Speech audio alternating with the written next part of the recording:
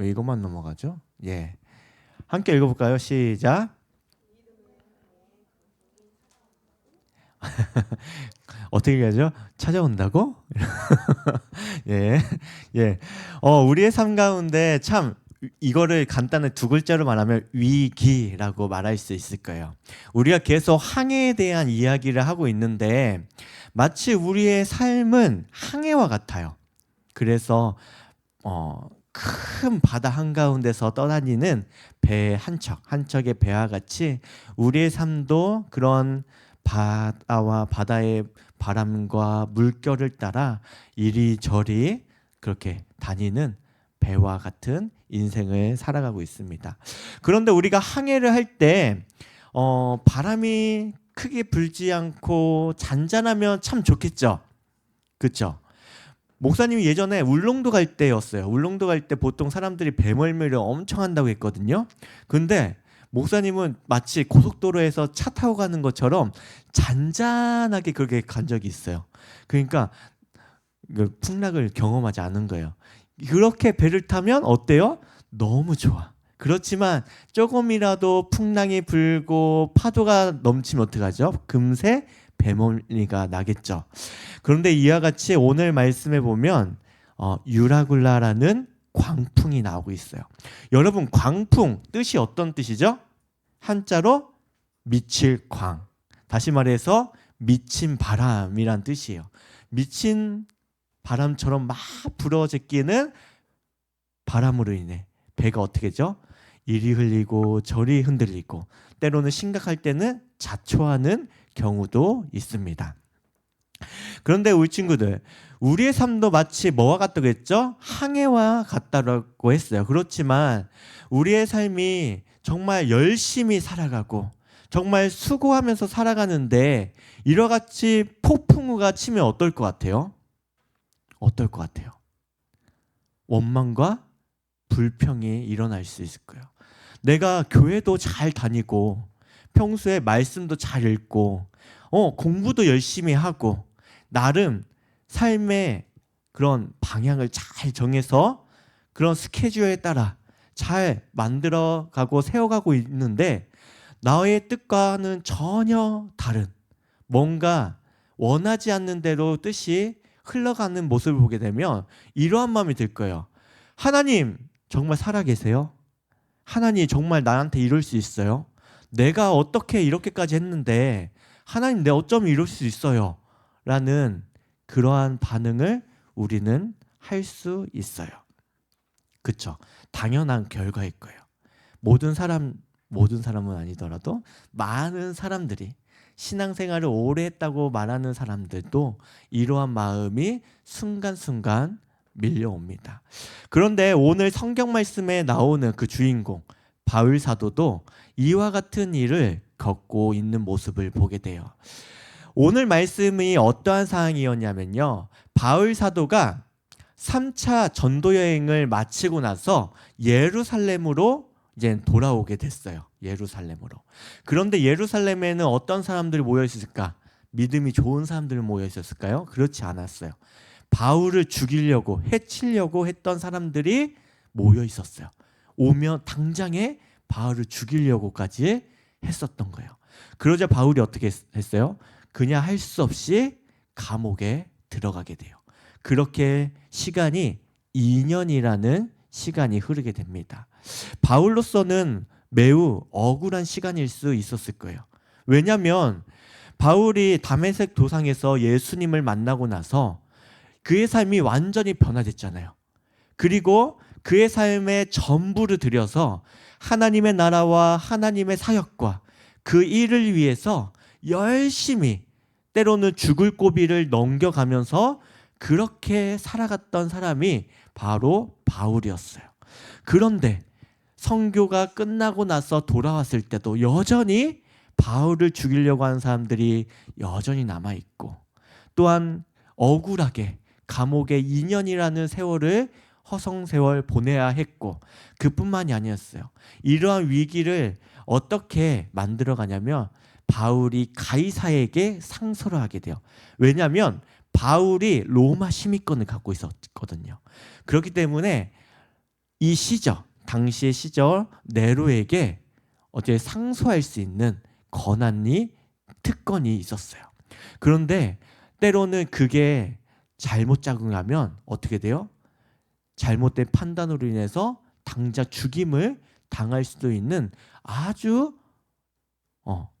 위험한 결단일 수도 있어요. 그렇지만 바울은 오늘 말씀에서도 얘기하고 있듯이 하나님께서 너가 가이사 시저에게 서게 될 것이다 라고 얘기하고 있어요.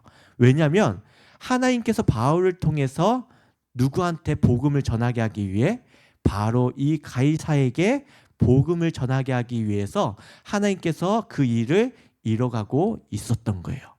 결국에는 그 뜻대로 어떻게 돼요? 바울이 이제는 가이사에게, 가이사가 어디에 있죠? 로마에 있겠죠. 로마. 이탈리아 로마에 가이사가 있으니까 지금 예루살렘은 동쪽 끝, 지중해 끝에 있고 로마는 어디에 있어요? 지중해 한가운데에 있어요. 그래서 그 먼 거리를 이제 항해해서 가야 했던 거예요. 이젠 항해를 떠나게 됐어요. 그런데 중간 기점이 있었어요. 왜냐하면 바울이 타고 가는 배가 직항로가 아니었거든요.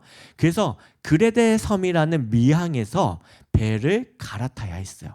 그런데 바로 항해하면 안 되는 상황이었어요. 왜냐하면 당장 폭풍이 몰아치는 겨울철이었기 때문이에요. 그래서 바울은 조금만 더 이곳에서 머물고서 로마로 갔으면 좋겠는데, 그런데 바울의 뜻대로 되었을까요? 그렇지 않았어요. 배를 옮겨 타고 갔던 그 항해사가 그날 당장 좋은 날씨인 걸 보고서 지금 떠나도 되겠다라고 생각이 돼서 무리하게 배를 몰게 돼요. 결과는 어떻게 됐을까요? 바울이 예상한 대로 폭풍우가 몰아치기 시작했어요.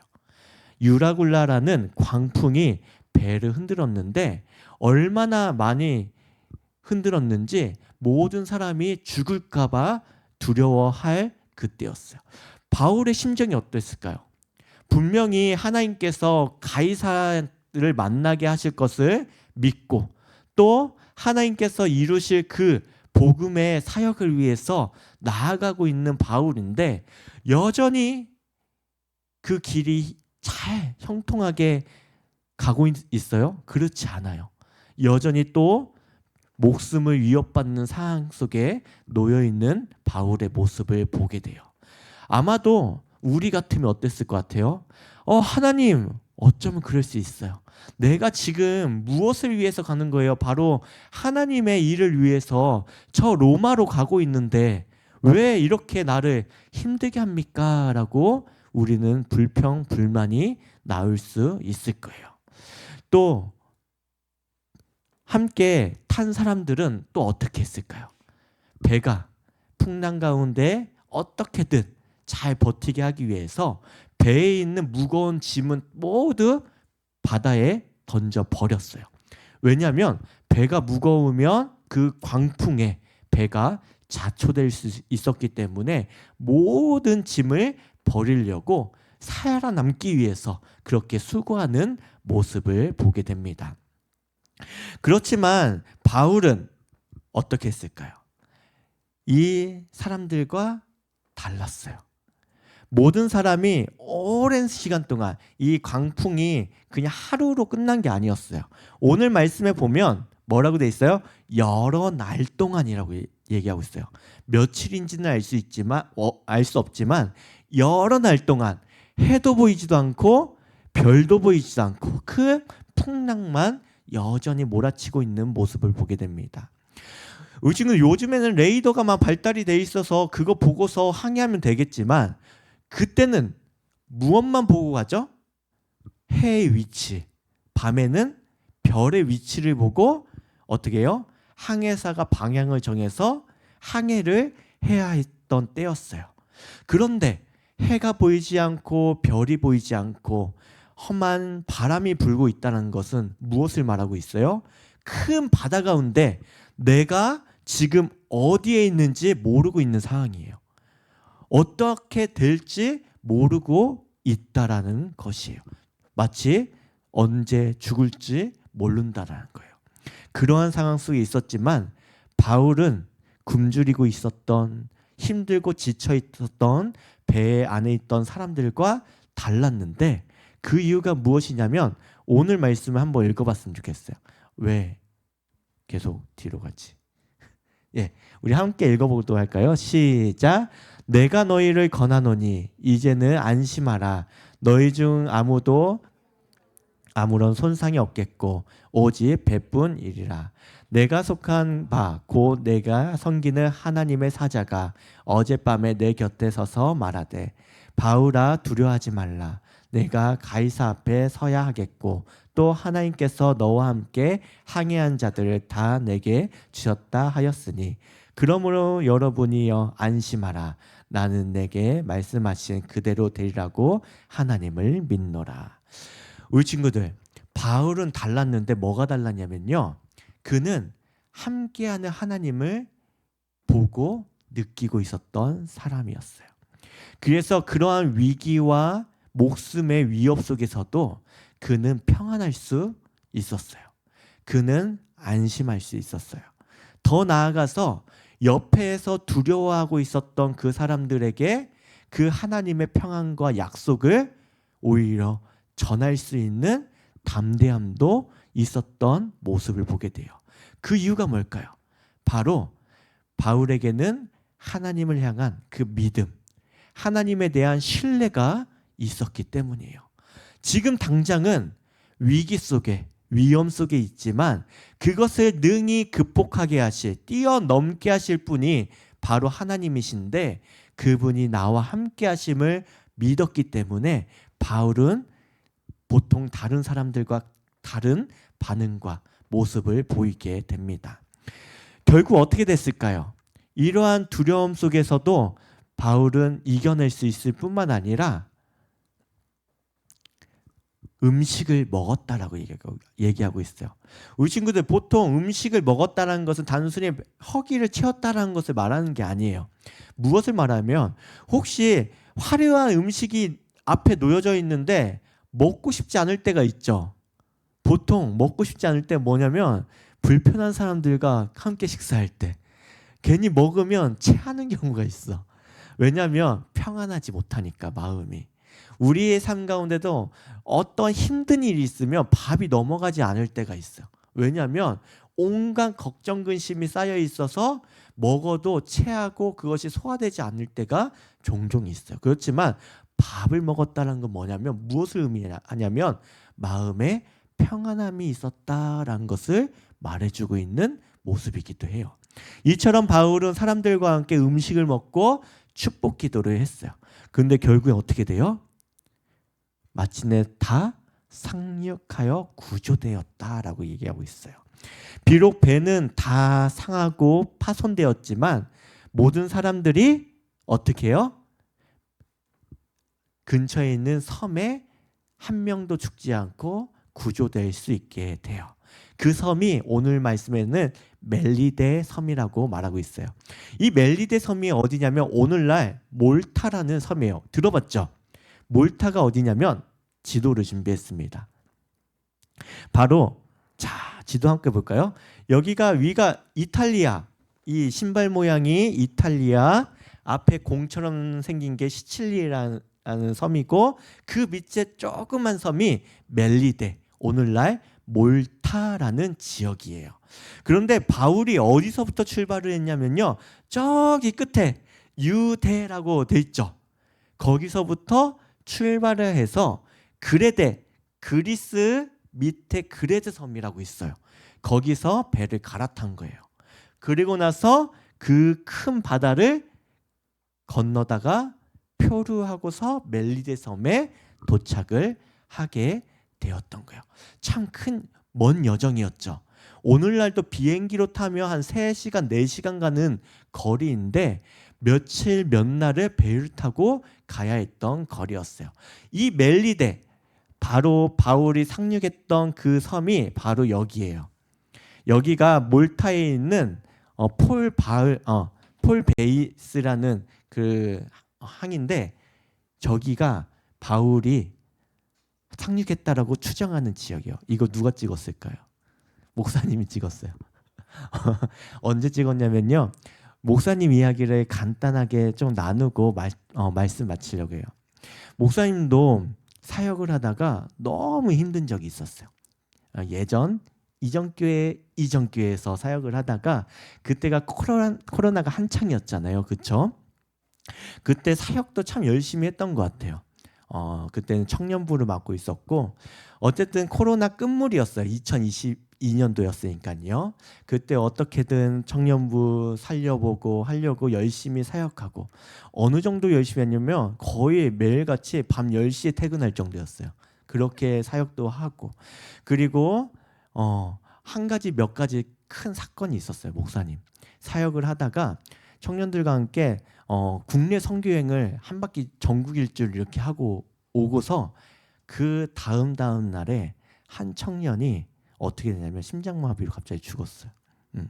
그때 목사님한테는 너무나 큰 충격이었어요. 하나님, 이렇게 좋은 일도 있었고 이렇게 코로나도 잘 넘기고 어쨌든 청년들이 그렇게 좋은 것도 보고 경험하고 왔는데 어쩜 이렇게 이해될 수 없는 일이 있을 수 있어요. 그뿐만이 아니었어요. 그리고 나서 한 며칠 흐르고 나서 그때 뒤늦게 코로나를 심각하게 걸렸어요. 사람들 다 지나가고 나서 목사님이 그때 당시에 끝물에 코로나를 걸렸는데 거의 죽다 살아남을 정도로 그렇게 코로나를 겪었어요. 그리고 나서 모든 사역들이 현타가 막 밀려오기 시작했어요. 이게 바른 사역인가? 뭔가 지금 하고 있는 것이 맞는 건가라는 오만 걱정과 또한 염려와 그런 것들이 흘러가고 있었어. 그때 결정했던 게 뭐냐면 사역을 그만두는 거였어요. 그때 사역을 잠시 그만두고 어디를 갔다 왔냐면 산티아고를 갔다 왔어요. 그때 산티아고를 800km를 이렇게 쭉 걷고 그리고 스페인 끝에서 최종 목적지가 여기 몰타였어요.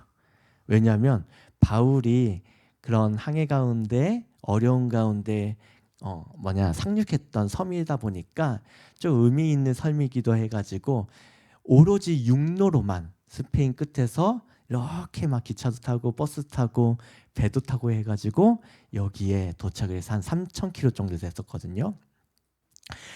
근데 그때 그런 한 3개월 정도 여행을 하면서 깨달은 게 하나님이 여전히 나와 함께 하신다는 거.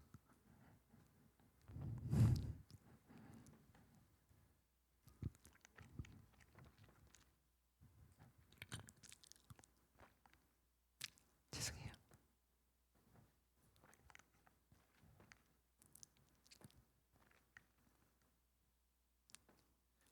아이고 왜 그럴까?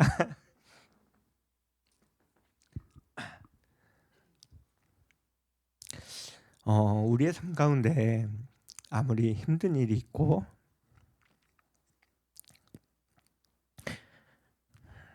아이고 어려운 일이 있다 하더라도 여러분이 기억하면 좋을 게 있어요. 그게 뭐냐면 하나님이 여러분과 함께 하신다는 거예요. 때로는 그 폭풍우와 같은 그런 상황과 그런 사건 속에서도 여전히 함께하고 계시는 거예요. 그러면 그 어려움과 아픔 속에서 하나님은 뭐 하고 계실까? 뭐 하고 있는 큰 뭔가 기적 같은 일이 아니에요. 하나님은 우리와 함께 울고 계세요. 동일하게 아파하고 계세요. 그리고 함께 그것을 넘을 수 있도록 우리의 손을 잡고서 함께 그 길을 걷고 계세요. 하나님이 하시는 일은 그거예요. 뭔가 우리는 큰 기적과 같은 일, 바울이 하나님 마치 예수님이 바다를 잔잔하게 하신 것처럼 바람아 멈춰라 이렇게 하면 바다가 멈추고 배가 잔잔해지고 하길 바라지만 하나님은 그렇게 역사하시기도 하지만 그렇게 주로 역사하지 않아요. 왜냐하면 그 속에서 그 위기 속에서 하나님께서 우리에게 준비해 놓으신 그 놀라운 그 뜻과 계획을 우리 스스로가 발견하기를 원하시기 때문이에요. 그 과정이 없으면 하나님의 그 놀라운 그 섭리와 그 뜻을 우리는 알 수가 없어요. 우리가 기적만을 바라고 놀라운 뭔가 사건들만 바라게 되면 어떠한 신학이 되냐면요, 기복신학이 되는 거예요. 기도했더니 들어졌더라. 그것이 아니에요. 하나님은 내가 삶을 살아가는 그 순간순간마다 내가 너희들과 함께하고 여전히 너의 삶 속에 내가 살아있음을 너희가 너의 삶으로 나타내길 바라시는 것이 바로 하나님이에요. 바로 누구와 같이 그렇기 때문에 우리가 살아가야 돼요. 오늘 바울이 배에 탔던 사람들과 달랐던 것이 하나 있었다고 했잖아. 그것은 바로 뭐냐면 그에게는 온전한 믿음이라는 게 있었어. 그 믿음이 누굴 향한 믿음이었어요? 하나님을 향한 믿음이었어요.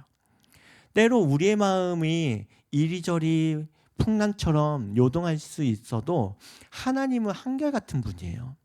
내가 하나님이 없다고 느껴지고 하나님에 대한 불신이 생겼다 한다 하더라도 내 마음이 바뀐 거지 하나님이 바뀐 게 아니에요. 하나님은 여전히 한결같이 함께 하시기 때문이에요. 그렇기 때문에 우리에게 필요한 것이 무엇이냐면 그 위기와 풍랑 가운데서도 여전히 하나님만을 바라볼 수 있는 그 믿음의 눈, 그 시선과 신뢰하는 것이 가장 중요하다는 것. 그것을 우리 친구들이 이 시간 기억하고 살아갔으면 좋겠습니다. 예, 목사님이 설교를 최대한 짧게 하려고 노력을 많이 했어. 이거 하나만 읽고서 우리 마치도록 할게요. 함께 읽도할게요. 이에 그들이 그들의 고통 때문에 여호와께 부르짖음에 그가 그들의 고통에서 그들을 인도하여 내시고 강풍을 고요하게 하사 물결도 잔잔하게 하시는도다. 그들이 평온함으로 말미암아 기뻐한 중에 여호와께서 그들이 바라는 항구로 인도하시는 도다. 결국에는 그런 위기와 풍랑을 만났지만 모든 사람들이 한 명도 생명에 지장이 없었어요. 그리고 결국에는 어떻게 하셨다라고 말하고 있어요? 여호와께서 그들이 바라는 항구로 그들을 인도하셨다. 우리의 중간 과정에는 여러 일들이 있을 수 있다는 거예요. 그렇지만 하나님께서 목적하시고 계획하신 그 일은 반드시 이루어진다. 그 믿음으로 살아가는 우리 모든 중고등부 친구들 될 수 있기를 바랍니다.